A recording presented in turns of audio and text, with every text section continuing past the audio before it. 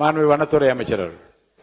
மாண்புமிகு பேரவைத் தலைவர் அவர்களே, அவர் உறுப்பினர் அவர்கள் அடுக்கடுக்காக சொல்றாங்க. திருமங்கலம் ஃபார்முலா இருந்து 2026 வரைக்கும் அதாவது ஓட்டுக்கு பணம் கொடுக்கிற அந்த திட்டத்தை அவர் அடுக்கடுக்கா சொல்லிட்டு வந்தாரு. அவர் கருணாநிதி, நம்முடைய முன்னாள் முதல்வர் கருணாநிதி பத்தி அடுக்குமொழியில சொல்லிட்டு வந்தாங்க. இங்க பாருங்க, உறுப்பினர் 2026ல ஒரு ரூபாய் கூட ஓட்டுக்கு பணம் கொடுக்காம முதலமைச்சர் வந்திருக்காரு. வனத்துறை அமைச்சர் பணம் கொடுக்காம அமருங்க. என்னுடைய காஞ்சிபுரம் சட்டமன்ற தொகுதியில 1500 ரூபாய் ஓட்டுக்கு மொத்த ரூபாய் கொடுக்கல. வனத்துறை அமைச்சர் உட்காருங்க. மாண்புமிகு முதலமைச்சர் அவர்கள் லஞ்சம் இல்லாமல் நல்லதே செய்து கொண்டிருக்கிறார். மாண்புமிகு முன்னாள் முதலமைச்சர்.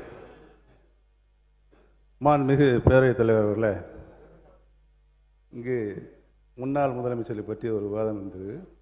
புரட்சி தலைவர் எம்ஜிஆர் அவர்கள் முதலமைச்சராக இருந்த நேரம் அவருடைய தலைமையின் இங்கு சட்டமன்ற உறுப்பினராக இருந்தவர் முத்தமிழறிஞர் அவரை பற்றி அவர் பெயரை சொல்கின்ற பொழுது புரட்சி தலைவர் அவர்களை எழுந்திருந்து சபையில் அந்த உறுப்பினரை பார்த்து, கலைஞர் என்று தான் நீ சொல்ல வேண்டும், நீ வாபஸ் வாங்கு, மன்னிப்புக்கள் என்று சொன்னார்கள்.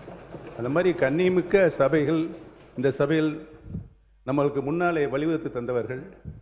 ஆட்சிய கண்ணியத்தை நாம் காப்பாற்ற வேண்டும் என்று அனைத்து உறுப்பினருக்கும் நான் கேட்டுக்கிறேன். உங்கள் தலைவரோட பேரை மென்ஷன் பண்ணி பேசுனது தவறு தான். அவர் சார்பாக நான் சாரி கேட்டேன்.